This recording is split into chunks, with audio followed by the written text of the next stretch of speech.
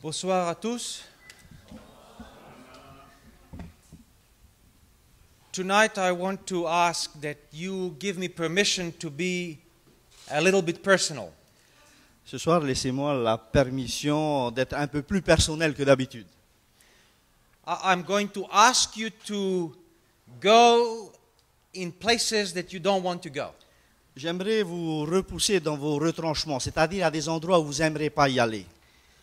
Tonight I want you to look into your hearts and see whether the Holy Spirit has some work to do in the area that I want to discuss tonight. Ce soir, j'aimerais que personnellement vous regardiez au fond de vos cœurs pour voir où est-ce que le Saint-Esprit pourrait agir.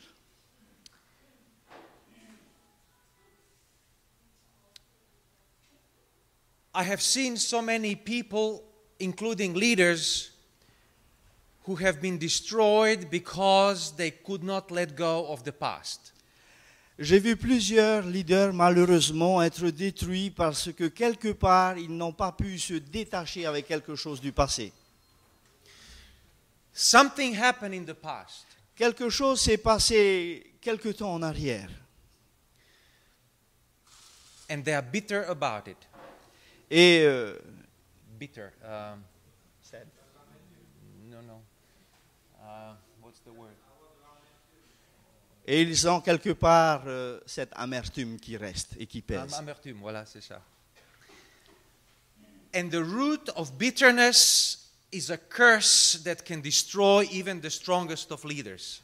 Et la racine de ce mal est à l'origine de cette destruction.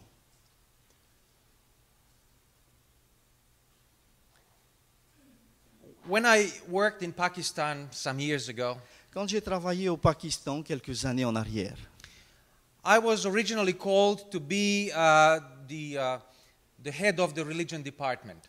j'étais appelé à être à la tête du département de la religion. When I arrived to the school where I was to be, Et quand je suis arrivé dans l'école où je devais être, immediately I sensed that things are not right. et aussitôt j'ai compris qu'il y avait des choses qui n'allaient pas. The leader, the president, was an angry man. Et le président de cette institution était un homme triste. Non, pas triste. Amer.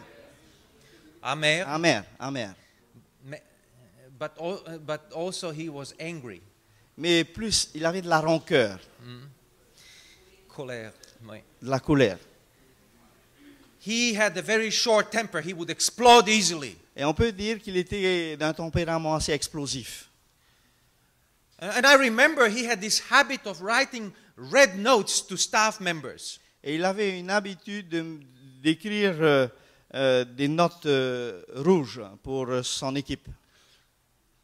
And often you would hear him in his office yelling. Et souvent, on l'entendait crier depuis son bureau. And one day I got the red note. Et un jour, moi aussi, j'ai eu cette note rouge. And so I knock at the office door. Suite à cela, j'ai frappé à sa porte. And the moment I walked into the office, he starts yelling at me. Et au moment où je suis entré dans le bureau, il a commencé aussitôt à me crier dessus. And I looked him in the eye. Et je l'ai regardé dans les yeux. And I said to him, Joe, it's not his real name, but let's call him Joe. Nous allons l'appeler Joe pour l'événement. I said, Joe, this is what's going to happen now. Je lui ai dit, Joe, voilà ce qui va se passer maintenant. I am going to go out of your office. Je vais sortir de ton bureau. I'm going to close the door behind me. Et je vais fermer et je vais refermer cette porte derrière moi. And then I'm going to knock again on your door. Et je reviendrai et je frapperai à nouveau à cette porte. And you are going to say, please come in. Et vous allez me dire, s'il vous plaît, entrez. And then you are going to say, please sit down, let's talk. Et ensuite, vous allez dire, s'il vous plaît, asseyez-vous et nous allons parler. And I turned around, J'ai tourné un tour, I closed the door, j'ai fermé la porte and I knocked again. et je suis revenu refrapper à nouveau. And he said, please come in. Et il a dit, s'il vous plaît, entrez. He said, sit down. Et il m'a dit de m'asseoir. Let's talk. Parlons-en. But he was an angry man. C'était un homme très coléreux. And he was angry because of many reasons. Et il avait plusieurs raisons pour l'être. Before coming to Pakistan, he was serving in Rwanda. Et avant de servir au Pakistan, il était en Afrique, au Rwanda. And he saw the destruction of people and property. Et il a vu la destruction des hommes et des biens. He saw people being killed. Il a vu plusieurs personnes se faire tuer. He lost all of his possessions because he had to flee. Et il a perdu son titre, sa situation, parce qu'il était obligé de se déplacer vers l'extérieur. Just after this, he lost his wife to divorce. Et après cela, il a divorcé. Il a perdu avant de divorcer, il a perdu sa femme. Non, il a divorcé. He lost his wife to divorce. He divorced his wife. Okay. Il a divorcé, voilà. And then he got remarried Et puis il s'est remarié with an African woman, avec une Africaine, much younger than him. mais beaucoup plus jeune que lui. So he was carrying those burdens and the turmoil, and you can imagine what he went through in his life. Et vous pouvez vous imaginer toutes les expériences et ce qu'il a traîné derrière lui. And then somebody at the general conference, at the division, made a mistake. Et quelque part, au niveau de la conférence générale, quelqu'un a fait une erreur. And they sent him again to a mission post. Et ils l'ont renvoyé sur un poste de mission. Without healing properly, without dealing with the past. Et sans tenir compte de ses problèmes, de ses soucis du passé. And so he was an angry, bitter man. Et vous pouvez comprendre toute sa haine, toute sa rancœur dans cette situation. It became worse and worse. Mais ça ne s'est pas amélioré, mais ça s'est dégradé de pire en mal. And for some reason, after 4 or 5 months, they had to send him home. Et après 4 ou 5 mois, ils étaient obligés de le ramener à la maison. Back to Europe. Et à le ramener en Europe. And I became the president. Et à ce moment-là, j'étais devenu le président. And he was angry at me. Et il était réellement fâché après moi. When he heard that I became the president, Quand il a entendu que j'allais devenir le président, he started writing to me angry emails. et il a commencé à m'envoyer de mauvais mails. Hateful emails. Mais avec une haine avouée certaine. And he would send me on Christmas terrible emails to wish me bad Christmas. Et vous pouvez vous imaginer, à Noël, il m'envoyait des messages du style que tu passes un très mauvais Noël. And I was sorry for him. Et j'étais vraiment désolé pour lui. Because that bitterness destroyed his leadership. Parce que tout cet état-là a détruit sa situation de leader. I have a sister. J'ai une sœur. She's 14 years younger than me. Elle a 14 ans de moins que moi. I love my sister. J'aime beaucoup ma sœur. Just in the car now we were talking about her. Et juste en arrivant, j'étais en train de parler d'elle. She was born to the same parents like I was. Elle est née à peu près dans la même période où je suis né. No, pas la même période. To the same parents, the same parents. On a les mêmes parents. She has the same upbringing. Same? Same. Elle a été la même éducation. Same opportunities. Elle a eu les mêmes chances que moi. Even better opportunities because she was 14 years younger than me, later than me. Et peut-être qu'elle a été un peu plus avantagée que moi parce qu'elle était plus jeune. But she became bitter against God. Mais elle s'est fâchée avec son Dieu. She became bitter against the church. Et de même contre l'Église. She saw only hypocrites in the church. Et elle voyait que de l'hypocrisie dans l'Église. She became bitter against the family. Et elle s'est retournée contre sa famille.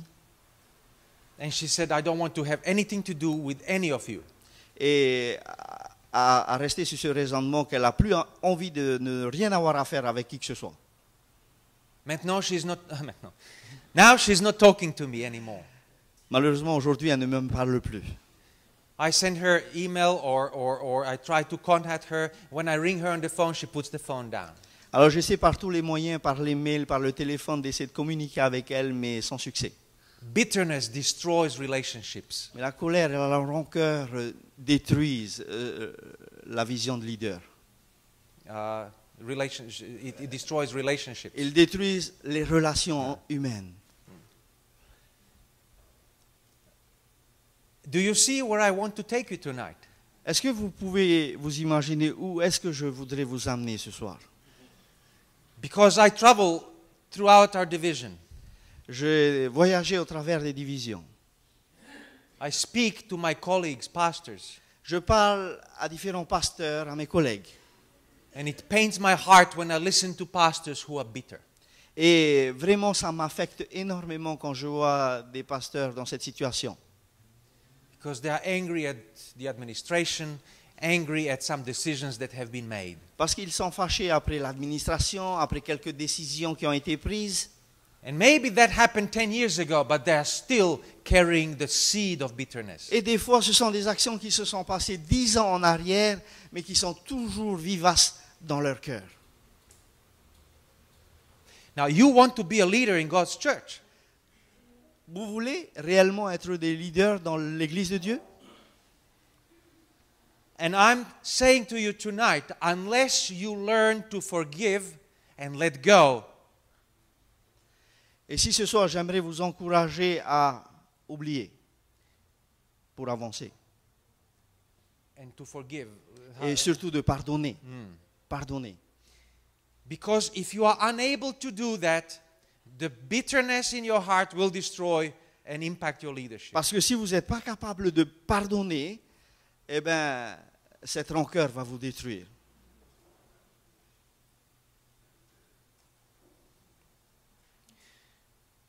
Let me talk to you about the next leader today. J'aimerais enfin finalement vous parler du prochain leader. His name starts with A. Rappelez-vous, son nom commence par un A. And tonight I want to talk to you about Absalom. Et ce soir, j'aimerais vous parler d'Absalom. You remember the story? Vous vous rappelez de l'histoire? Now, Absalom had greatest leadership potential Il avait un potentiel de leader énorme. because he was born in the royal family. Parce qu'il était né dans une famille royale. And you remember in the olden days, royal blood gives you the right to leadership. Et dans les temps anciens, le fait d'avoir du sang royal vous donnait cette opportunité d'être un leader, d'être un chef. He was the son of a king. Il était le fils du roi. The Bible tells us that he was handsome, Et la Bible nous dit que c'était un très bel homme. and that helps sometimes. Et des fois, ça peut aider. He was also a charismatic person. Et il avait du charisme. People flocked to him. He was able to generate loyalty. Et il générait de la loyauté envers lui. So he had a great leader potential. Et on peut s'imaginer qu'Absalom avait un potentiel de leader, mais vraiment épatant. But he used his leadership influence for bad. Mais malheureusement, l'histoire nous dit qu'il a utilisé ce potentiel qu'il a, mais dans le mauvais sens. He stood up as a leader and led people astray. Il a été élevé en tant que leader, mais il a dévié. And he led the people in the wrong direction. Et il a laissé les gens dans la mauvaise direction. Because when he had the power, he rebelled against his father and he staged a coup against the king. Et alors qu'il avait le pouvoir, il s'est rebellé contre l'autorité paternelle qui était le roi. The result of his life of bitterness is the end of his leadership and the end of his life. Et cette rancœur et cette révolte a été la fin de ce leader. Do you remember what happened some years ago? Rappelez-vous quelques années en arrière. Absalom had a sister. Absalom avait une sœur. What happened to his sister? Mais que s'est-il passé avec cette sœur. Another son of David, Un autre fils de David, he raped Absalom's sister. il a kidnappé la sœur Non, de... violé. Violé. Violé. And Absalom was angry. Et de ce fait, Absalom était fâché. And he was so angry that actually he staged the execution of the person by the name of Amnon who raped Tamar, right? Tamar, yeah. So he killed Amnon. He executed Et il Amnon, a tué Amnon. who raped, Amnon, yeah, who celui raped qui est à Tamar. l'origine de ce viol. And then when he said to David, to his father, deal with that, do something about it, Et quand il a interpellé David et son père pour lui dire de faire quelque chose dans ce sens, David said no. David ne réagit pas. And so he's angry at his father. Et de ce fait, il s'est fâché après son père. Now, the reasons he was angry about was a valid reason. Et la raison pour laquelle il était dans cette dans la situation dans laquelle il était, il avait raison de réagir ainsi. But he did not learn how to forgive and how to let God deal with such issues. Mais il n'a pas appris à pardonner et à laisser Dieu guider les choses. Remember when he killed Amnon, he had to hide for 3 years. Quand il a tué Amnon, il a fallu qu'il se cache 3 ans. And then when he came back, instead of going to king and saying, how can we work together, he wanted to destroy the king, his own father. Et après ces 3 années d'absence, au lieu de revenir vers son père pour négocier et voir une issue favorable, il a préféré être rebelle. So what I'm saying to you tonight is, here is a leader who could have made a huge difference for God's cause. Aujourd'hui et ce soir, nous pouvons voir au travers cet homme normalement un potentiel énorme s'il avait suivi Dieu. But he was destroyed by the past. Mais le passé qu'il traînait derrière lui l'a détruit. There is a verse that I want you to look at in the New Testament. Il y a un verset que j'aimerais partager avec vous dans le Nouveau Testament. The book of Hebrews. Dans le livre d'Hébreux, And we look at chapter 12 et nous allons nous intéresser au chapitre 12 and verse 15. et le verset 15. Hébreux 12, 15. Hébreux 12, verset 15. Maybe you can read it in French straight away. Veillez à ce que nul ne se prive de la grâce de Dieu, à ce qu'aucune racine d'amertume poussant des rejetons ne produise du trouble et que plusieurs n'en soient infectés. Did you notice the words that I used here? Est-ce que vous avez noté ce verset? Bitter root. La racine, Mauvaise. pas mauvaise, mais À amère. l'amertume. Hein? You see, Aucune racine d'amertume. you see, this bitterness is not just one little seed. That seed has a capacity to grow. Alors le problème avec cette racine, elle risque de grandir et de prendre du volume et de l'ampleur. It's like a cancer. C'est comme un cancer. It takes over. Il va au-delà de la place qu'on lui donne. It impacts everything you do. Et il va impacter tout ce que nous faisons. It creates baggage that you carry everywhere. Et cela se passe comme un bagage que vous traînez un peu partout.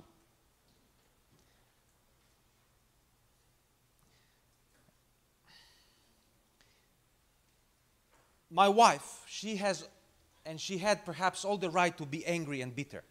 Ma femme peut-être a toutes les raisons d'avoir de l'amertume. Not because I married her. Pas parce que je me suis marié avec elle. Let's hope not. J'espère. But my wife, who is a wonderful lady, Ma femme est une femme exceptionnelle. she just finished her doctorate about 6 months ago. Elle vient de finir son doctorat il y a 6 mois. Today she works as a first lady, as the special assistant to the president of the division. Alors c'est la première femme qui s'occupe des affaires des femmes auprès du directeur de la division. Never before a woman was awarded such a position.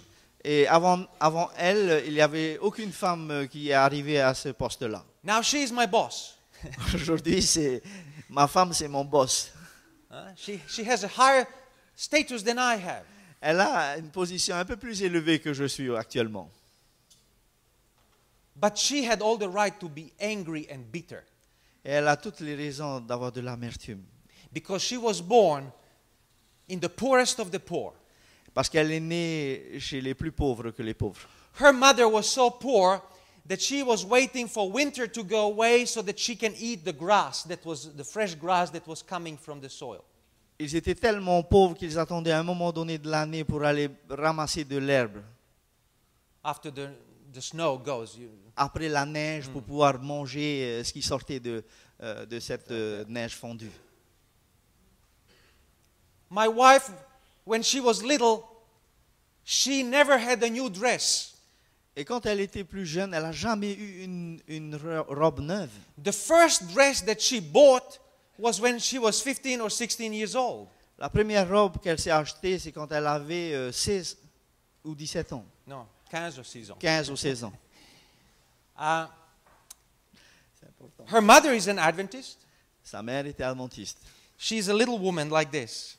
Elle était une petite femme comme ceci. And her mother has a big hump. Sa maman avait une bosse sur le dos.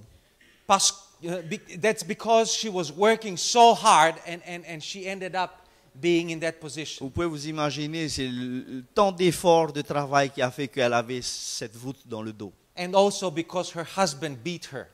Et pire encore, son mari la battait. My wife's father was a terrible alcoholic. Et le père de ma femme était un terrible alcoolique. He drank all his wages.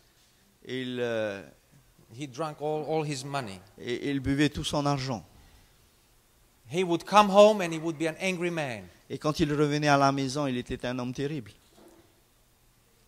My wife had a brother. Ma femme a un frère. Non, pas maintenant. Il est mort. Avait. Avait un frère. Je sais Ouais. pas, moi. Ma femme avait un frère. He was an alcoholic. Lui aussi, c'était un alcoolique. He died when he was 30 years old from alcohol. Il est mort à 30 ans à cause de l'alcool. My wife grew up in that family. Ma femme a grandi dans cette famille, dans cette atmosphère. She grew up in fear. Dans la crainte. Dans la crainte. Elle a grandi dans la crainte. And she tells me every night when she would be in bed, she was terrified of the time when she would hear the door, the key in the door. Et elle me disait quand elle était petite, elle était terrifiée rien qu'à l'idée d'entendre la clé dans la serrure de la porte qui s'ouvrait. And she knew how long it took her father to find the hole. That's how drunk he was. Elle savait exactement le temps que mettrait son père à trouver le trou de la serrure avant de pouvoir ouvrir cette porte. If it took a long time, he was very drunk. Et si ça prenait beaucoup de temps que prévu, c'était qu'il était vraiment errant. And if it was a bit shorter, then he was a bit less drunk. Et si c'était un peu plus rapide, c'est qu'il n'avait pas autant bu que cela. But my wife chose to forgive. Mais ma femme a fait le choix de pardonner. She had the right to be angry, but she gave up that right. Elle avait le droit d'être en colère, mais elle a abandonné cette idée. Because she saw that what she experienced is affecting her marriage. Parce qu'elle a su que son expérience pouvait quelque part affecter son mariage. She knew that if she is unwilling to forgive, this will be transferred to our children. Et elle savait pertinemment que si elle ne prenait pas la décision de pardonner, cela allait affecter un jour ses enfants. And she knew that her ministry and her ability to serve the church will be destroyed. Elle savait que toute son habilité à servir son Église allait être affectée si elle ne faisait pas ce pas du pardon. So she had to forgive. Donc elle a préféré choisir le pardon. It's a tough choice, C'est un très bon choix. but it's the choice that frees you to be a leader. Mais c'est un choix important qui vous ouvre la porte pour être un leader libre. So tonight, Ce soir, I challenge you. j'aimerais vous lancer un défi.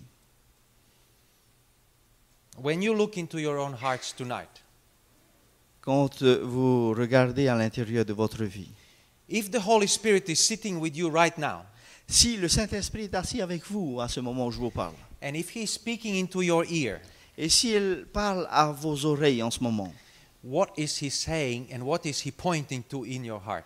qu'est-ce qu'il était en train de vous dire à l'instant même, alors que vous essayez de vous voir à l'intérieur? You know, sometimes the Holy Spirit has a torch, a light, De temps en temps, le Saint-Esprit a un moripata. and He comes into your heart and He points the light into dark corners. Alors il vient à l'intérieur de votre cœur et il essaie d'éclairer les zones sombres. And there in the corner there is bitterness. Et quelque part dans un coin, il y a de la rancœur.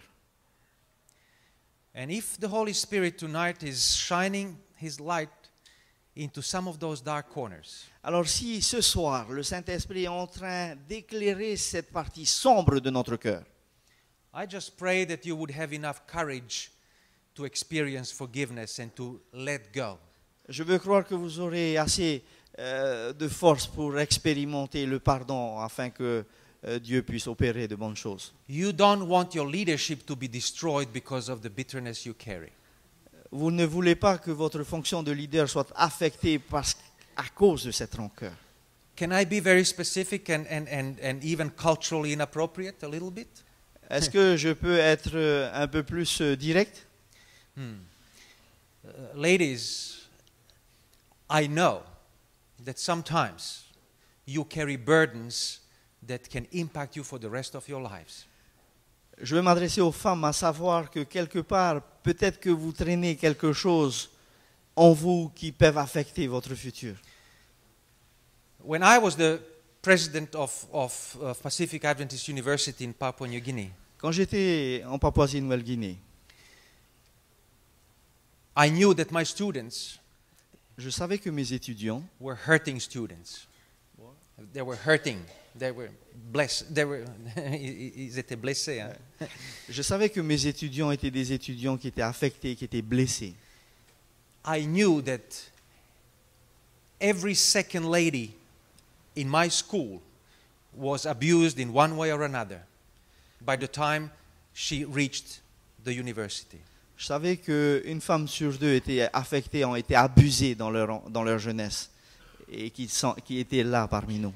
These are the girls that carried the burden of that abuse for the rest of their lives. Ce sont des filles qui vont avoir les séquelles de cette violence corporelle qu'elles ont subie.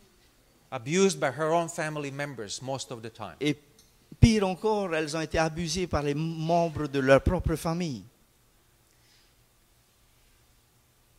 There are other things we can talk about. Il y a certainement d'autres choses que nous pouvons parler. But I'm asking you tonight to think whether it's time to forgive. Mais ce soir, j'aimerais vous pointer le doigt sur le temps favorable de pardonner. Forgiveness is not saying what you did is right. Pardonner, pas pour dire que ce que j'ai fait, c'était bien. Forgiveness is not saying it doesn't matter. Pardonner, c'est pas dire que c'est pas grave. Forgiveness means I take the courage by God's grace to let go. Pardonner, c'est dire, par la grâce de Dieu, je prends le courage de laisser ces choses définitivement. Men, you also need to forgive. Les hommes, vous avez aussi besoin de pardonner. We all carry burdens. Nous avons tous des blessures. So tonight, Ce soir, I just want to let you think this through. j'aimerais vous laisser penser à cette vérité. Because if we carry bitterness, it will destroy our leadership. Parce que si nous trimballons ces sacs de rancœur derrière nous, cela va nous détruire dans notre fonction. What is it that you need to let go of? Qu'est-ce que nous avons besoin de faire pour nous débarrasser de cela? I cannot take you from this onwards. I cannot help you beyond what I just said. Je ne peux pas plus vous aider de ce que je peux vous dire ce soir. But I just hope Mais j'espère that you will find a way to move forward. que vous allez trouver votre propre voie pour aller de l'avant. You know, I know my time is over. Je And sais so que j'ai I- dépassé le temps, And so I leave this last illustration for you. mais j'aimerais, avant de m'arrêter, vous laisser cette illustration. You are all driving cars. Do you know how the cars look like? Nous sommes tous des conducteurs de voitures. And you know that in every car, there is a rear view mirror. Et dans chaque voiture, il y a ce rétroviseur central. And in every car, there is the front window. Et dans toute voiture, il y a le pare-brise avant. If you want to go forward, Et si vous voulez aller de l'avant, you cannot constantly look at the rear view mirror vous ne pouvez pas obstinément viser le rétroviseur central, because you will have an accident. parce que certainement vous allez vous planter. There is a function that the rear view mirror provides. Il y a une fonction attribuée à cet objet central. It gives you perspective, Il vous donne la perspective. and it's important to have. Et c'est vrai que c'est important d'avoir ces angles. But if you want to be a leader of vision, Et si vous avez l'intention d'être un leader visionnaire, if you want to move your people and your churches forward, et si vous avez cette ferme intention d'amener votre Église de l'avant, you have to grab that steering wheel vous avez intérêt à tenir cette barre, and you have to look forward. mais surtout à regarder devant. There is a reason why the front window is big like this. C'est la raison pour laquelle que sur les voitures, et plus sur les Toyota, il y a un sacré pare-brise. J'ai compris ça. Hein? And there is a reason why the rear view mirror is small like this. Et c'est la raison pour laquelle le constructeur a pensé mettre un tout petit rétroviseur central. Because that's how it ought to be in life. Parce que ce sont des réalités de la vie. Be a leader that moves forward. Mais sachez qu'un leader doit aller de l'avant. Be a leader that is free from the past. Et un leader doit être libre de tout le passé. And may God bless you in that journey, and may God bless the churches that you lead. That's my prayer for you tonight. Ma prière ce soir est que Dieu puisse bénir cette rencontre qu'il a permis et qu'il puisse vous bénir, vous tous, en tant que leader dans vos propres églises. Thank you. Merci.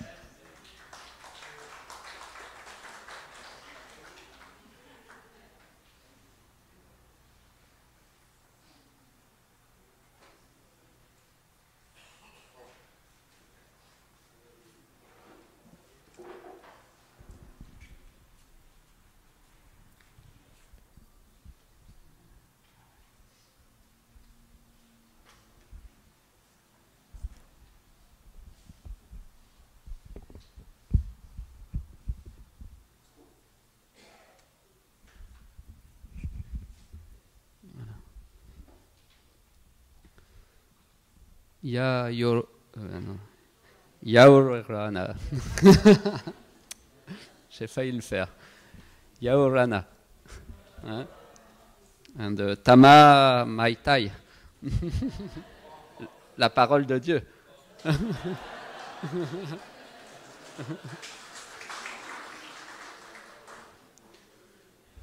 Urleva Tato. Bon, on essaye de faire quelques progrès. Hein. Voilà, merci pour ce message. Je pense que c'est le message qu'on a besoin d'entendre. Parce que des fois, on traîne des boulets depuis trop longtemps. Et le Seigneur est là pour les casser, les couper, pour qu'on puisse être libre par sa grâce. Voilà, aujourd'hui, nous avons du travail.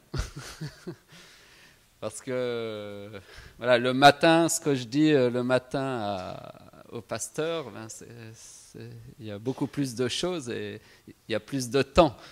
Donc le soir, il faut essayer de condenser et tout. Mais ça va bientôt commencer. Voilà, la dernière fois, nous avons vu l'importance, l'évolution dans le leadership, comment comment aujourd'hui, eh bien, on passe d'un leadership traditionnel du haut vers le bas, avec le leader tel qu'on l'a toujours imaginé, à un leadership qui est un peu plus partagé, qui est un processus relationnel au sein d'une équipe, mais avec un leader qui garde toujours des tâches, mais peut-être différentes de celles d'avant. Il y a beaucoup plus d'interaction, beaucoup plus de partage, beaucoup plus de confiance, on délègue beaucoup plus et on se soutient beaucoup plus. Enfin, en bref, il y a une dynamique d'équipe qui est là et qui édifie, qui permet les uns de s'édifier les uns les autres. Et le leader d'être édifié lui-même par le groupe. Voilà, avant, quand il y avait des week-ends spirituels, j'allais souvent seul, etc. On m'appelait, alors je venais. Et puis j'animais tout seul le week-end. Mais maintenant, j'y vais avec les 2 anciens que je forme, 2 jeunes anciens. Et puis, c'est vraiment complètement différent. On est 3, il y a un soutien, il y a une dynamique, il y a une fraternité. On se sent beaucoup plus fort. Et c'est vrai qu'au final, c'est simplement ce que la Bible a toujours dit, puisque l'apôtre Paul lui-même a toujours travaillé en équipe, jamais tout seul. Donc je crois qu'il y a vraiment des pistes à réfléchir à ce niveau-là, au niveau du travail d'équipe. Et voilà, aujourd'hui je voulais vous parler il y aura 2 thèmes. Enfin, le premier c'est sur le thème de servant leadership. Donc c'est un mot anglais, mais qui est difficilement traduisible en français. Servant, c'est serviteur, et leadership, c'est la direction, ça se traduit pas en fait, le processus de direction. Et donc le servant leadership, c'est l'idée du servant leader, c'est-à-dire que l'idée que le leader est serviteur avant tout. Alors le terme est apparu avec un homme qui... Ça marche ou... Voilà.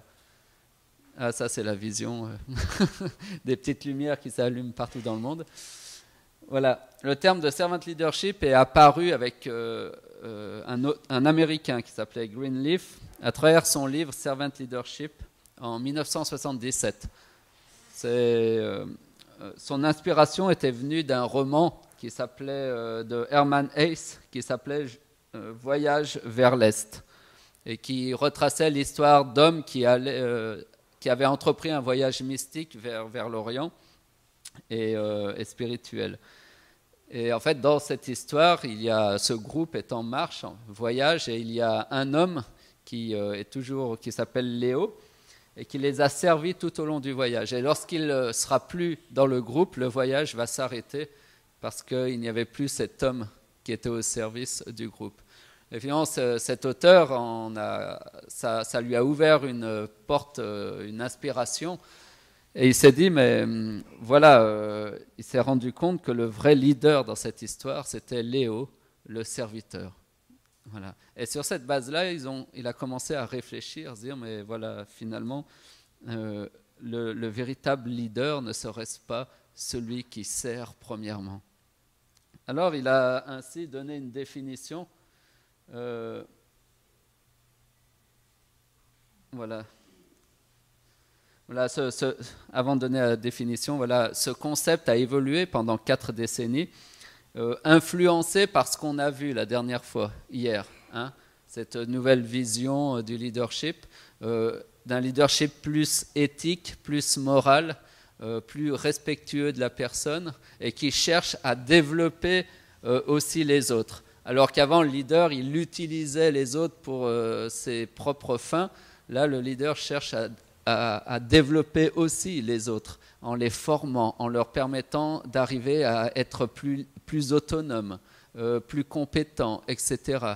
Et c'est des dynamiques très positives où on cherche à s'édifier les uns les autres. Donc, Servant Leadership est un peu entré dans cette vision-là, dans cette tendance qui finalement, on a vu se réaliser à plusieurs niveaux, même dans le domaine scientifique, etc. Alors, vous voyez, le servant leadership offre une vision et un but puissant pour une nouvelle dynamique chrétienne et pourrait devenir, selon Sage et Wong, Page et Wong, ces deux auteurs, ils disaient un cri de ralliement pour le recrutement et la formation des leaders chrétiens. Tiens, quand j'ai lu ça, je dis ça m'intéresse. Et effectivement, le modèle servant leadership a été pour moi ce cri de ralliement qui pourrait permettre de recruter et de former de vrais leaders chrétiens. Parce que le but, c'est justement ça, de former des leaders chrétiens laïcs, capables de manifester la grâce de Dieu et d'être une lumière là où ils sont. De créer des groupes, des églises qui sont différents de ce qu'on voit dans le monde. Vraiment différents. Parce que si nous ne sommes pas différents, pourquoi les gens viendraient? S'ils ne voient pas que le royaume de Dieu est géré, dirigé de manière différente, dans le respect, l'amour et la justice, eh ben, on ne pourra pas changer la vie des gens. Alors, la première définition qui était proposée, voilà, bon, pour l'instant, on est un peu dans du plus ou moins technique, mais vous verrez, on va dériver lentement sur une réflexion biblique. Le leader-serviteur, donc c'est la définition de Greenleaf, donc que la plupart des universitaires prennent parce qu'elle retrace bien son idée, sa pensée. Et il dit le leader-serviteur est premièrement un serviteur. Tiens, il commence avec le sentiment naturel qui est premièrement celui de servir. Ensuite, un choix conscient l'amène à aspirer à diriger. Voilà. Le servant leader, c'est quelqu'un qui, à la base, a le désir de servir son prochain. Et il peut choisir de servir en prenant un poste d'autorité, une position, pour pouvoir mieux servir. Par exemple, si quelqu'un devient ancien, ce n'est pas pour être plus haut, c'est pour pouvoir mieux servir. Parce que plus d'autorité, en fait, égale plus de responsabilité. Il sera demandé plus à ceux à qui on a donné plus. Hein. Donc, voilà. Ensuite, il dit, cette personne est très différente de celui qui se considère premièrement leader. La différence se manifeste dans le soin apporté par celui qui a fait le choix d'être d'abord un serviteur, de s'assurer que les besoins fondamentaux des autres ont été servis. Voilà, c'est vraiment prendre, voilà, chercher d'abord à satisfaire les besoins des autres, être centré sur l'autre et pas sur soi. Alors, on aura le temps de réfléchir à cette dynamique et cette contradiction apparente entre être serviteur et être leader. Parce qu'on pourrait se dire, mais comment on peut être leader et serviteur en même temps? Ça semble, on dirait que ça se combat, que ça ne peut pas fonctionner. Alors, on aura le temps d'étudier ça, surtout à travers le modèle du Christ, qui va devenir notre source d'inspiration pour les prochaines études. On va quitter un peu les domaines plus théoriques des hommes et on va se concentrer sur le modèle du Christ, qui lui-même était, je crois, un servant leader. Il a à la fois été un serviteur et à la fois un puissant leader. Donc, voilà, vous voyez, ce n'est pas si contradictoire que ça. Mais on va voir, il s'agit juste de bien remettre les choses à leur place. Chaque chose à la place, et après, le système fonctionne. Il faut juste voir comment tout ça s'emboîte l'une dans l'autre. Voilà, premier principe, le leader est premièrement un serviteur. Hein? Bon, on avance. Vous avez compris. Il aspire d'abord à servir. Le deuxième principe, c'est servir les intérêts du groupe en vue de leur croissance et du bien commun. Donc voilà, on ne travaille pas pour soi, mais on travaille pour l'intérêt commun, l'intérêt du groupe. Et on trouve notre intérêt dans l'intérêt du groupe, évidemment. Voilà, et il donne un test, il propose un test intéressant dans son premier essai pour savoir si la personne est vraiment un servant leader, un serviteur leader. Alors il dit, le meilleur test est le suivant. Est-ce que ceux qui ont été servis grandissent en tant que personnes? Sont-elles, alors qu'elles étaient servies, devenues plus saines, plus sages, plus libres, plus autonomes, plus susceptibles de devenir eux-mêmes des serviteurs? Donc on voit l'idée qu'on sert des gens, mais dans le but qu'ils puissent aussi grandir et devenir à leur tour, finalement, serviteurs. Et ne pas être sans arrêt assistés. Enfin, c'est facile d'être assisté. Mais qu'ils puissent grandir de manière à ce qu'ils puissent prendre à leur tour des initiatives, construire des projets et devenir des disciples de Dieu, et des témoins. Donc, voilà, en d'autres termes, Hunter, un auteur, dit que diriger, c'est servir. Et servir, c'est développer ceux qui vous entourent. Alors développer, ça veut dire former, enseigner, voilà, tout ce qui peut contribuer au développement de la personne, de l'être humain. Dans sa définition, le leadership est un processus d'influence où les gens travaillent pour atteindre des buts identifiés comme étant d'intérêt commun. Donc on voit à nouveau l'intérêt commun. Ou vers des buts qui bénéficient à tous. Donc voilà, on voit qu'il y a une quête, certaines quêtes éthiques dans ces définitions, où on cherche vraiment à créer un leadership qui soit plus aussi voilà, aussi tyrannique que ce qu'on a pu connaître durant toute l'histoire. Mais vous savez, ça c'est des vœux pieux. L'homme est un être à la base tyrannique, donc, et à la base égocentrique et égoïste. Alors, c'est des belles paroles, et d'ailleurs, on reproche souvent à ce modèle d'être un peu naïf ou un peu irréaliste, parce que dans la réalité, on se dit ça ne marche pas. Surtout dans le milieu du business, finalement, cette vision de leadership est très critiquée, parce qu'ils disent, mais écoutez, on n'est pas là pour faire des sentiments, hein, on est là pour se battre, pour survivre, et c'est chacun pour sa peau.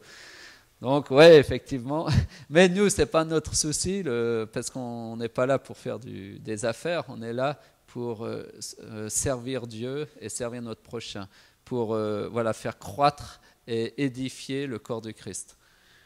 Donc, l'homme, voilà, il y a eu d'autres définitions qui vont un peu dans le même sens. L'homme, il dit, voilà, c'est un leadership qui place le bien de ceux qui sont dirigés au-dessus de l'intérêt personnel du leader. Ça ressemble beaucoup au Christ, qui n'a pas considéré ses propres intérêts et qui a considéré les nôtres avant. Donc vous voyez, on voit déjà quelques petites interactions. Voilà. Moi, j'avance un peu parce qu'on a beaucoup de choses.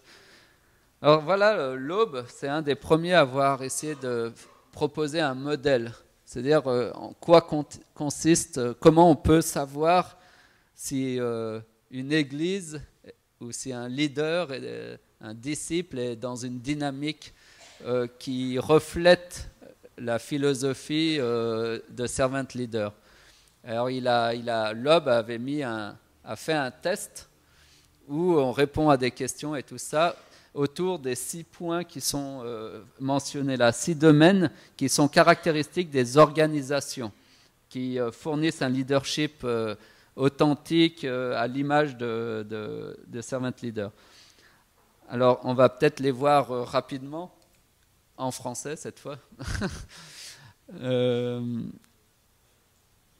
Voilà. Et le questionnaire, si on était en petit groupe, on l'aurait fait. Mais là, c'est tellement grand qu'on ne peut pas le faire.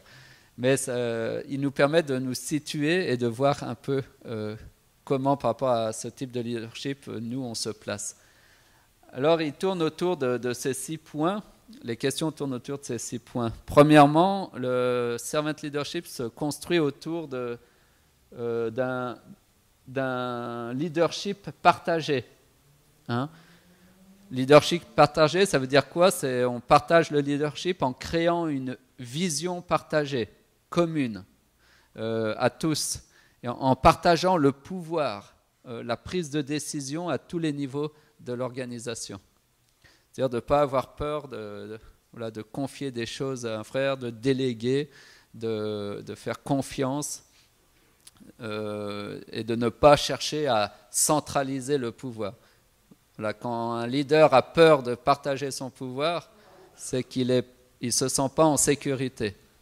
Et il a peur du frère de ça, alors il garde et protège son pouvoir, son autorité, mais au final, ça va l'entraîner dans des attitudes de plus en plus de dictateur, quelque part. Faire preuve d'authenticité par l'intégrité. En anglais, on dit trust, la confiance, faire confiance à quelqu'un. L'ouverture, savoir s'ouvrir à l'autre, on appelle ça la vulnérabilité. C'est-à-dire voilà, être soi, de ne pas jouer un rôle.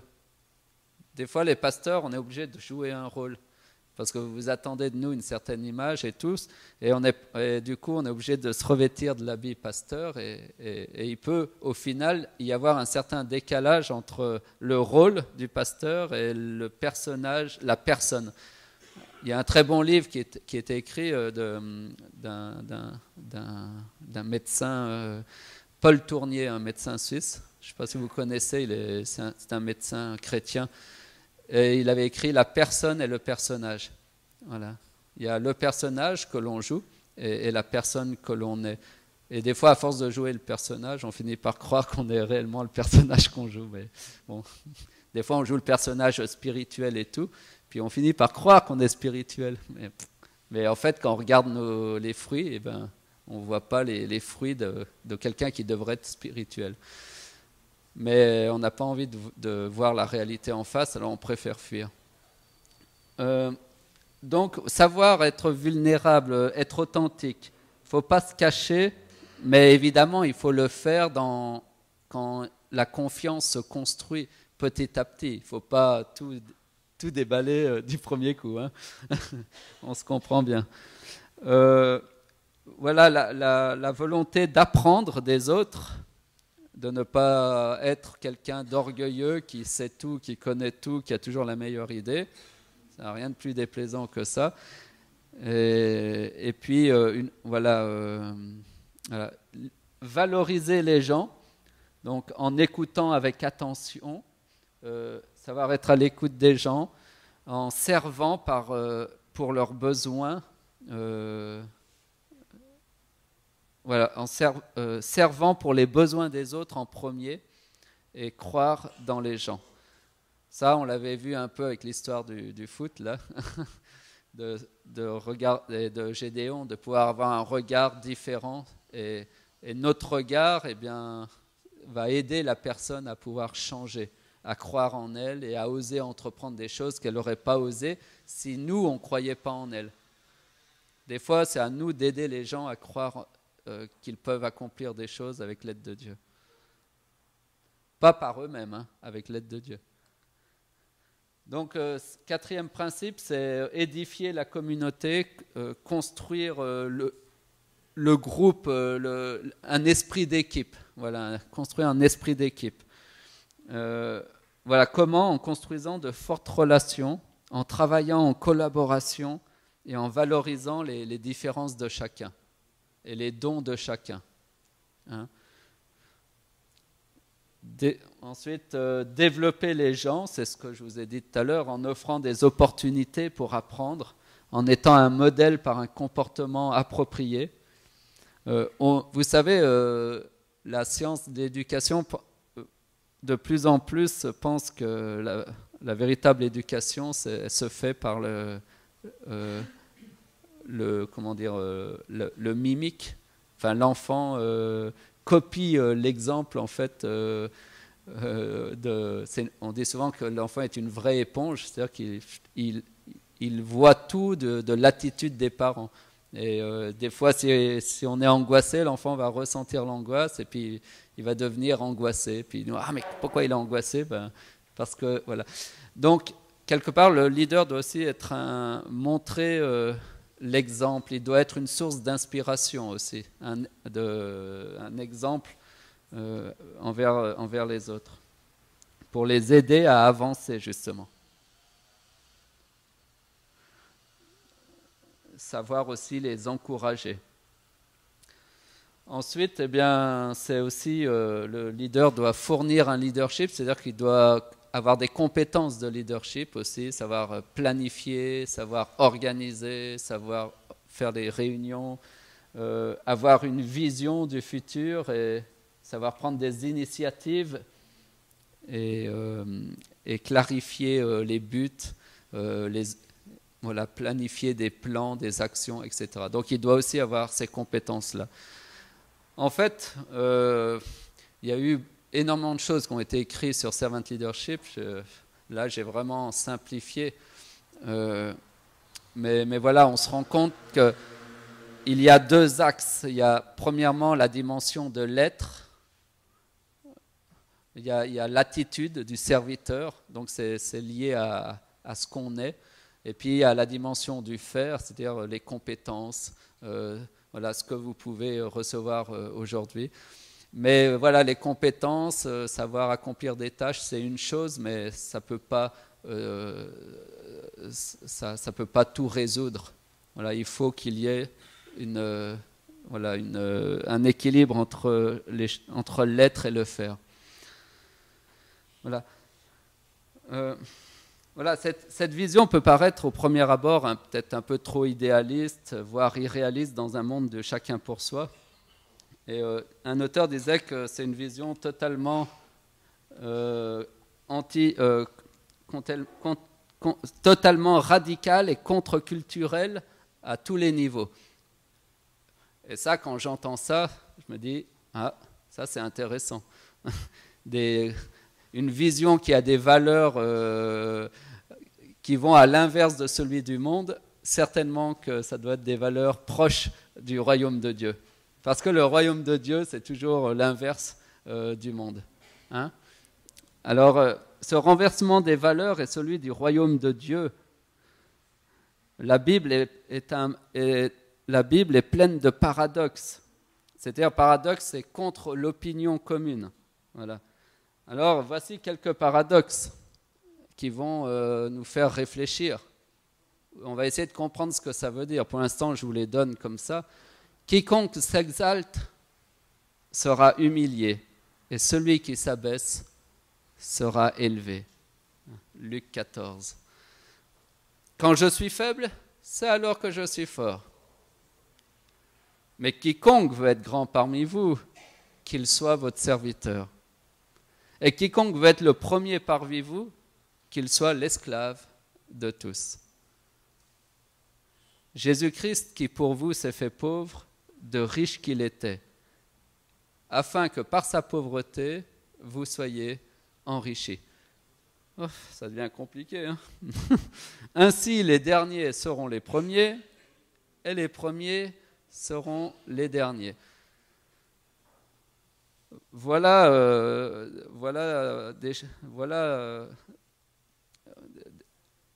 des paroles pleines de contradictions. Comment le dernier peut-il être le premier? Comment le pauvre peut-il être riche? Comment celui qui s'abaisse peut-il être élevé? Et comment ça se fait que celui qui s'élève sera abaissé? Comment ça se fait que le riche en fait est pauvre? Et comment ça se fait que celui qui s'exalte il sera humilié alors que celui qui sera abaissé sera élevé? C'est un peu compliqué pour moi. Je ne comprends plus rien. Mais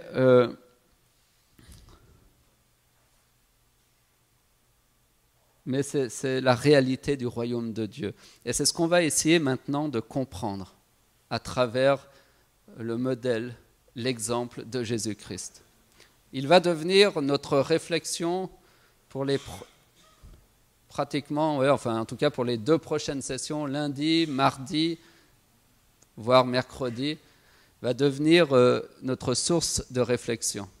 On sera donc centré sur la Bible parce que Jésus-Christ, c'est le modèle parfait. Lorsque je me suis mis à étudier l'exemple du Christ, ça a été une révolution pour moi. Je me dis que si chacun de vous vous mettez à suivre le modèle du Christ, votre Église ne sera plus jamais pareille. Ce sera une vraie révolution, quelque chose d'incroyable. Il suffit pour vous de suivre ce que je vais vous présenter dans les prochaines soirées. Il vous suffit de les mettre à l'œuvre, d'obéir à ce que Dieu va vous dire. Il va faire des choses, on va étudier ce qu'il a fait, et à plusieurs reprises, Jésus dit, maintenant fais comme je te dis, comme je t'ai fait. Faites entre vous ce que j'ai fait aux disciples, etc. À plusieurs reprises, il va dire ça, nous inviter à faire comme il a fait. Et si vous obéissez, votre vie changera. Et votre ministère aussi. Forcément.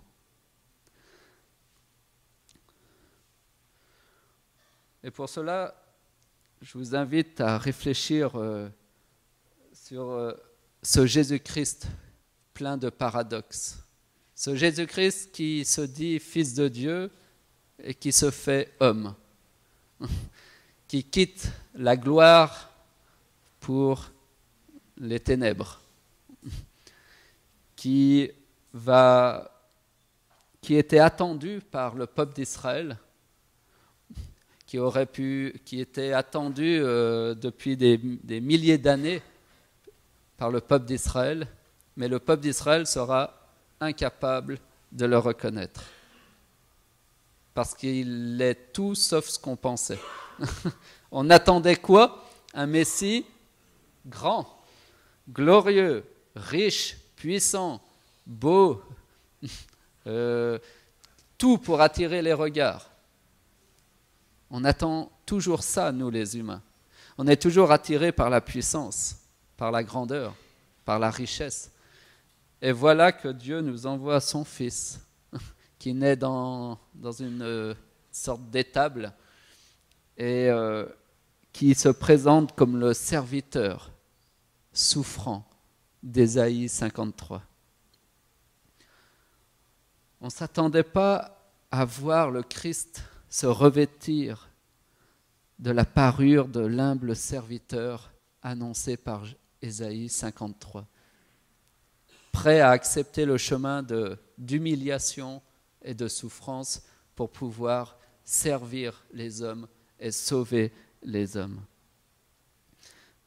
Je vous propose de relire rapidement le texte d'Ésaïe 53. Parce qu'elle pose à plusieurs fois cette question. Qui a cru à ce qui nous était annoncé? Et on va voir que peu de gens pouvaient imaginer un Dieu comme celui que nous connaissons. C'est pour ça que je suis persuadé que la Bible est juste, parce qu'un Dieu comme celui-là, aucun homme n'aurait pu l'imaginer. Il est trop différent de tous les autres dieux. Il nous prend toujours à contre-pied sur tout.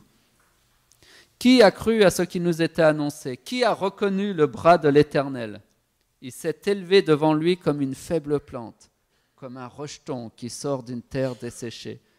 Il n'avait ni beauté ni éclat pour attirer nos regards, et son aspect n'avait rien pour nous plaire. Méprisé et abandonné des hommes, homme de douleur et habitué à la souffrance, semblable à celui dont on détourne le visage, nous l'avons dédaigné. Nous n'avons fait de lui aucun cas.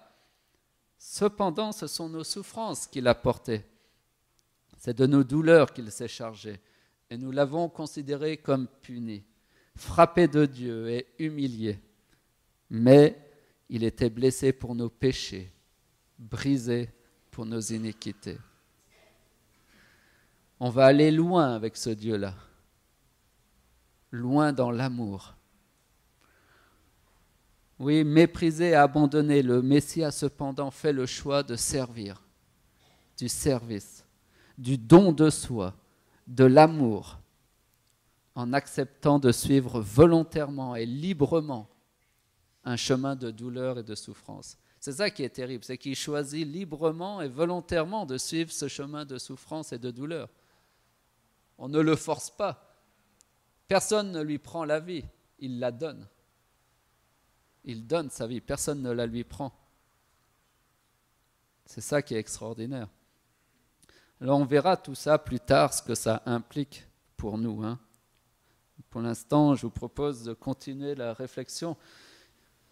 Il a été maltraité et opprimé, il n'a point ouvert la bouche, semblable à un agneau qu'on mène à la boucherie, à une brebis muette devant ceux qui l'attendent. Il n'a point ouvert la bouche, il a été enlevé par l'angoisse et le châtiment. Et parmi ceux de sa génération, qui a cru qu'il était retranché de la terre et frappé pour les péchés de mon peuple? Voilà. La question est posée, qui a cru? Ou qui pouvait croire à la venue de ce Messie serviteur, de ce serviteur souffrant qui donne volontairement et librement sa vie pour les péchés des hommes? Qui a cru que Dieu pouvait descendre sur terre et s'intéresser à nous? Qui a cru même que le Fils de Dieu était venu pour nous servir, nous, des pauvres pécheurs, rebelles, têtus et orgueilleux, violents et avec plein d'iniquité en chacun de nous? Oui, le Fils de Dieu de l'homme est venu non pour être servi, mais pour servir et donner sa vie comme la rançon de beaucoup. Sommes-nous en tant que leaders de l'Église, sommes-nous venus pour être servis? Ou est-ce que nous sommes venus pour servir et donner notre vie pour l'œuvre de Dieu, pour notre prochain, pour son Église? Cette vision d'un Dieu qui se met au service des hommes est perturbante, pour ne pas dire scandaleuse. Qui veut un Dieu faible? Nous voulons un Dieu fort. Nous ne voulons pas d'un Dieu qui nous serve. Nous voulons servir Dieu. Vous êtes tous là parce que vous voulez servir Dieu. Ce n'est pas à Dieu de nous servir. Ainsi, nous approuvons tous la réaction de Pierre lorsque Jésus, lors du dernier repas, se présente aux pieds de Pierre pour les lui laver. Et il lui dit dans Jean 13, verset 6, « Toi, Seigneur, tu me laves les pieds ?» Il est choqué. C'est choquant. C'est d'ailleurs choquant. Nous aurions tous la même réaction. Imaginez, on ne va pas prendre Jésus, mais on va prendre le président de la conférence générale que vous avez vu. Est-ce que vous ne seriez pas embarrassé s'il se mettait à vous laver les pieds? Non, je suis rien, laisse. Non, c'est pas ton rôle, tu es le président. Moi, qui suis-je pour que tu t'abaisses devant moi pour me laver les pieds? Et d'ailleurs, il est dit dans Jean 13, verset 12-13, que Jésus dit effectivement, vous m'appelez Maître et Seigneur, et vous le dites bien, car je le suis. C'est-à-dire que Jésus, en faisant ce geste déplacé, ne dénigre pas, ni ne remet en cause son autorité et sa seigneurie. Bien au contraire, il rappelle qu'il est bien le Seigneur. Mais alors pourquoi fait-il ça? Ce que Jésus veut enseigner par ce geste, c'est justement que le véritable leader, le véritable Seigneur, c'est celui qui est d'abord au service de son prochain avant de lui-même. C'est une grande leçon que Dieu nous enseigne. Moi, le maître, le véritable leader, c'est celui qui est capable de s'occuper des siens, de s'abaisser s'il faut s'abaisser, de laver les pieds sales s'il faut laver les pieds sales, de mettre la main dans ce qui sent mauvais s'il faut mettre la main dans ce qui sent mauvais. Pour toi, parce que je suis ton Père, ton Dieu, et je t'aime et je prends soin de toi. Waouh! Dieu nous aime à ce point-là qu'il descend sur terre pour nous sauver, pour nous servir, pour laver nos pieds sales, pour nettoyer notre cœur sale. Comment Dieu peut-il se mettre à nos pieds? C'est quoi ce Dieu? C'est quoi ce scandale? Non, Dieu, tu ne peux pas faire ça. Qui suis-je? Comment? Toi, tu viens me servir, moi? Toutes les religions du monde veulent servir Dieu et n'ont jamais compris qu'avant de vouloir servir Dieu, il faut se laisser servir par Dieu. J'ai tant voulu servir Dieu, j'ai dit, je suis pasteur, je vais faire ci, je vais faire ça. Et il a fallu que je me plante pour comprendre qu'il fallait d'abord que je me laisse servir par Dieu.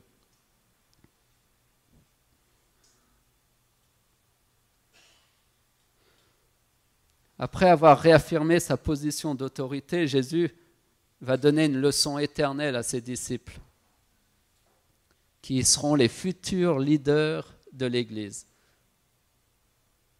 Il est en train de dire, voilà, moi je suis le leader, le boss, et j'ai fait ça. Vous allez être bientôt les leaders, les boss. Vous êtes déjà des leaders. Et il va dire, si donc moi, au verset 14-15, le Seigneur est le Maître, je vous ai lavé les pieds, vous devez aussi vous laver les pieds les uns aux autres. Car je vous ai donné un exemple, afin que vous fassiez comme je vous ai fait.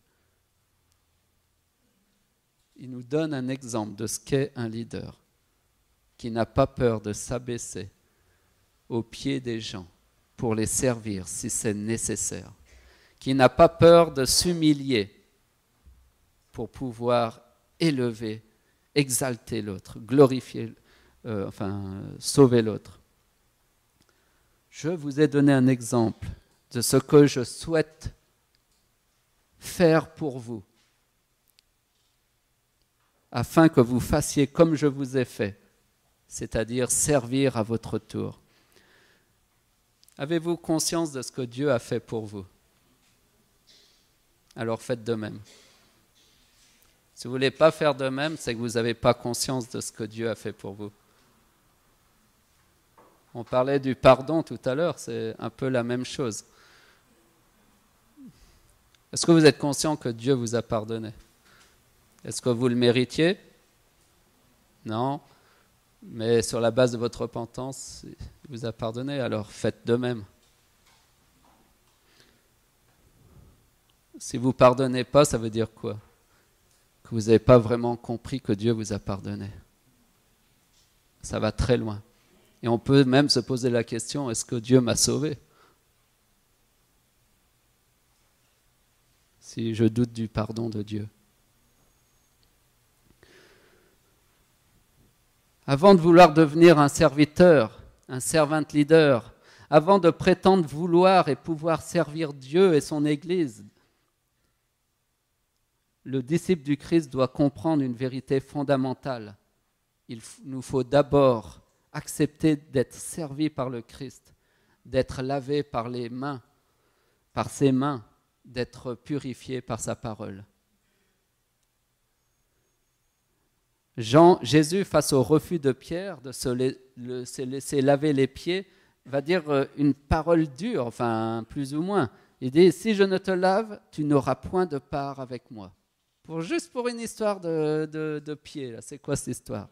Le salut de Pierre, pouf, disparaît. Allez, il est plus sauvé. Cette parole est dure à entendre. Mais Pierre, en refusant de se laisser toucher par Dieu, laver les pieds par Dieu, est en train de refuser l'œuvre de Dieu dans sa vie.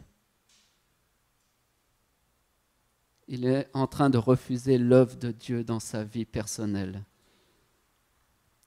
Et si un leader refuse de se laisser servir par Dieu, de laisser Dieu agir, accomplir son œuvre dans sa vie, eh bien, il se disqualifie de lui-même pour le ministère. À l'image de Pierre, je sais que nous avons tous ce réflexe. Si Jésus venait à nos pieds, on lui dirait « Non, Seigneur, ce n'est pas à toi, c'est à moi de te servir. C'est toi le maître et moi le serviteur. » Voilà l'arrogance de tous les serviteurs de Dieu, de toutes les religions. Derrière l'apparente humilité de Pierre, à travers son refus, se cache en fait tout l'orgueil de l'homme, toute la prétention des hommes qui pensent qu'ils peuvent servir Dieu par eux-mêmes. Pierre, dans son zèle aveugle, est le symbole de l'orgueil humain, de l'orgueil spirituel, de se croire capable de servir Dieu par lui-même. C'est le même esprit idolâtre qui a animé Babel, plaçant l'homme au cœur de sa tentative à atteindre le ciel, à être à la hauteur de Dieu. Mais la descente de Dieu et l'échec de cette entreprise nous rappellent cruellement nos propres échecs et l'incapacité de l'homme à être à la hauteur de Dieu. Le ciel est trop haut pour nous. Le ciel est trop haut. Dieu est inaccessible. On n'est pas à la hauteur de Dieu. On n'est pas à la hauteur de sa loi. On n'est pas à la hauteur de sa sainteté. On n'y arrive pas. Je suis sûr que beaucoup ici n'y arrivent pas. N'arrivent pas à être à la hauteur de la loi de Dieu. Elle est trop sainte, trop pure. Et on échoue, et on tombe, et on n'y arrive pas, et on a l'impression que c'est inaccessible, que le ciel est inaccessible. Oui, il est inaccessible. Vous avez bien compris, vos échecs sont la preuve qu'il est inaccessible, ce ciel. Qu'il est trop haut, que ce Dieu-là est trop grand, trop saint, trop puissant pour nous. Qu'on n'est pas à la hauteur de l'affaire. Alors Dieu, il descend, il vient vers nous, il se met, lui, à notre hauteur.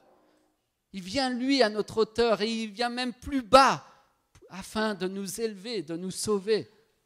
Dieu est descendu parce qu'on n'est pas à la hauteur. Dieu vient à nous. Oui, Pierre, si moi je ne te sers pas, si ce n'est pas moi qui te lave les pieds, si ce n'est pas moi qui purifie ton cœur, qui va le faire? Qui va le faire? Toi-même? Regarde toutes tes promesses. Oui, Pierre pensait à aimer Dieu, mais face à son incapacité à l'aimer. Ah oui, non, je me suis un peu avancé.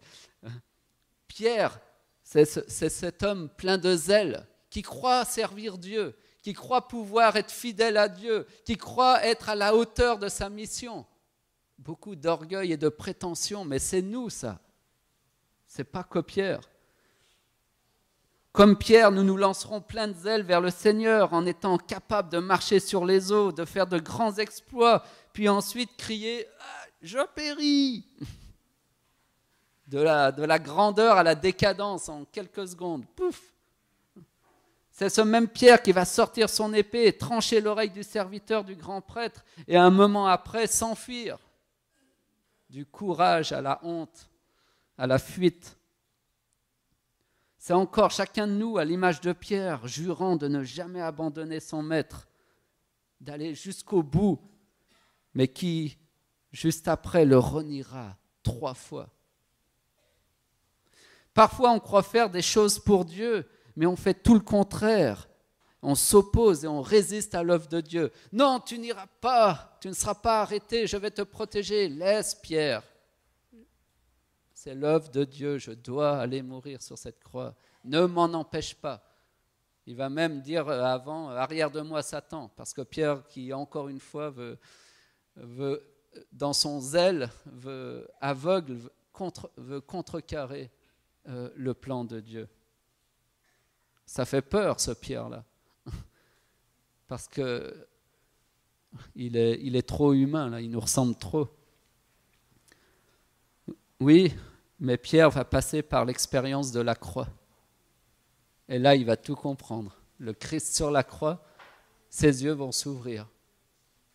Il va découvrir l'amour de Dieu. Et il va comprendre tout ce que Jésus avait fait pour lui, en lui lavant les pieds. Il pensait aimer Dieu, mais face à son incapacité à l'aimer jusqu'au bout, il découvre alors l'amour de Dieu, donnant sa vie pour lui et l'aimant jusqu'au bout. Oui, Dieu l'aimera jusqu'au bout. alors que lui n'a pas su le faire. Face à ces promesses non tenues, il découvre alors la fidélité de Dieu à toutes ses promesses. Face à son incapacité à suivre Christ, il découvre un Dieu qui le suit, qui l'accompagne et qui reste à ses côtés malgré tout et contre tout. Face à son incapacité à servir Dieu, il découvre un Dieu qui l'a servi et qui continue de le servir pour répondre à tous ses besoins.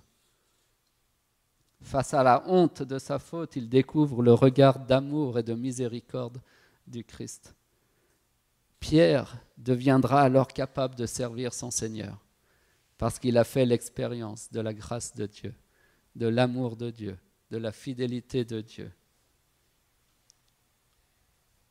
Il a fait la grâce de la croix, il a fait l'expérience de la croix. Qu'attendons-nous ? Qu'attendons-nous ? Doit-on attendre, à l'image de Pierre, notre propre trahison, notre propre échec à servir Dieu, à aimer Dieu, à être à la hauteur de Dieu? Renoncez à vouloir être à la hauteur de Dieu, vous n'y arriverez pas. C'est les païens qui font ça. Nous, nous sommes chrétiens. C'est Dieu qui est venu nous sauver. C'est Dieu qui est descendu, qui s'est humilié parce qu'il nous aimait. Et c'est lui qui est venu nous servir. Vous vouliez servir Dieu, commencez par vous laisser servir par votre Maître. Acceptez qu'il descende. Acceptez qu'il touche votre cœur. Baissez les armes devant Dieu.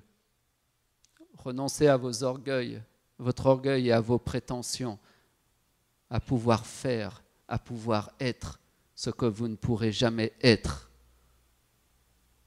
Parce que nous sommes prisonniers du péché.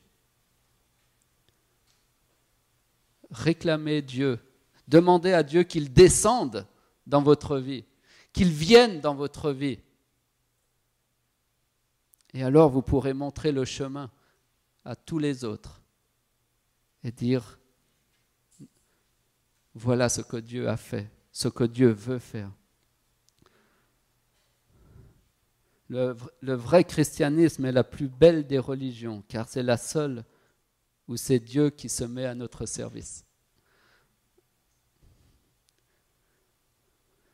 Alors le Seigneur, une nouvelle fois, il nous dit qu'il nous a donné un exemple afin que nous fassions comme il a fait. Que nous puissions méditer cette réflexion. Signifier, réfléchir à ce qu'implique concrètement être un serviteur, être un doulos, qui est le mot pour dire esclave en grec. Son exemple va être notre source d'inspiration. Et j'espère, comme moi, que vous serez fascinés par ce modèle divin qui unit à la fois l'amour et la justice, la faiblesse et la force, l'autorité et l'humilité. Si vous décidez de suivre ce modèle, votre vie va changer. Ça, c'est sûr. C'est un modèle qui transcende l'âme humaine, qui exalte notre esprit, qui est une source de fascination, de beauté, de pureté, d'amour, de justice, de vérité. Tout ce que notre cœur a besoin, on le trouve là, dans ce message et dans ce modèle du Christ. Oui, Jésus est venu servir l'humanité, et pour cela, l'expérience du lavement des pieds est plein d'enseignements pour chacun d'entre nous. Nous aurons l'occasion de revenir un peu, d'approfondir ça la prochaine fois, cette dimension du service, du serviteur. Mais que ce soir déjà, vous puissiez prendre conscience déjà que Christ est celui qui sert. Amen.